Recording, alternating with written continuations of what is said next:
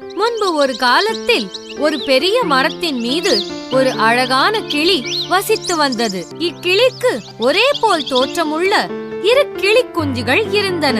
ஒரு நாள் தாய்க்கிளி உணவு தேடி போன போது ஓர் வேடன் மரத்தில் ஏறி கூட்டில் இருந்த கிளி குஞ்சுகளை எடுத்து தன் பையில் போட்டான்.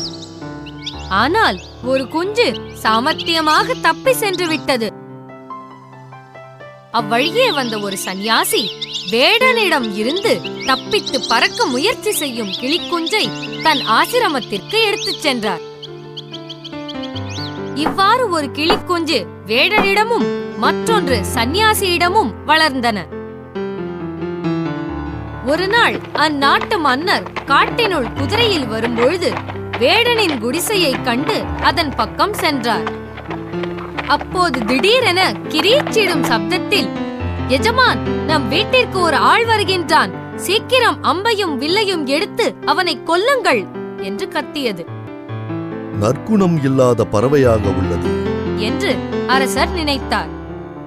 பின்னர் கிளியை திரும்பி கூட பார்க்காமல் குதிரையை ஓட்டி செல்லும் போது வழியில் ஒரு ஆசிரமம் தெரிந்தது. அங்கிருந்து சிறிது தண்ணீர் குடிக்க நினைத்து குதிரையை நிறுத்தினார். அங்கும் கூண்டிற்குள் ஒரு கிளி இருப்பதை பார்த்து, இங்கும் ஒரு மோசமான முரட்டுக்கிளி உள்ளதே என்று நினைத்தார்.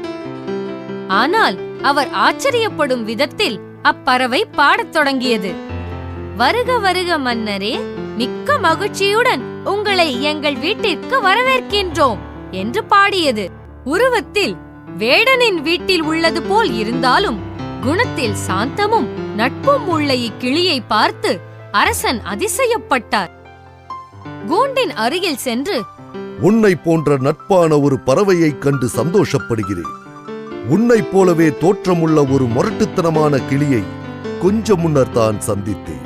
அந்த பறவை வேடனிடம் உள்ளதா என்று கிளி கேட்டது. ஆமாம், உள்ளது என்று கூறிய அரசர், அது உனக்கு எப்படி தெரியும் என்று கேட்டார்.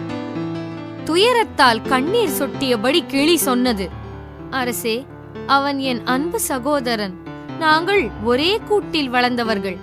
ஒரு நாள் எங்கள் தாய் இல்லாத நேரத்தில் ஒரு வேடன் எங்களை பிடித்து விட்டான். நான் எப்படியோ தப்பித்து விட்டேன். ஆனால் என் சகோதரனை அந்த வேடன் கொண்டு போய் விட்டான். நற்குணமில்லாத அந்த எஜமானனின் பழக்கத்தால் என் சகோதரனும் கெட்டவனாகிவிட்டான். ஆனால் என்னுடைய எஜமானர் மிகவும் வித்தியாசமானவர் என்றது. கிளியின் இந்த பதில் அரசரின் மனதில் பதிந்து மகிழ்ச்சி அளித்ததால் அவர் கிளியையும் அதை வளர்த்த சந்நியாசியையும் புகழ்ந்துவிட்டு சென்றார். வளரும் சூழ்நிலைக்கு ஏற்ப குணங்களும் மாறுபடும்.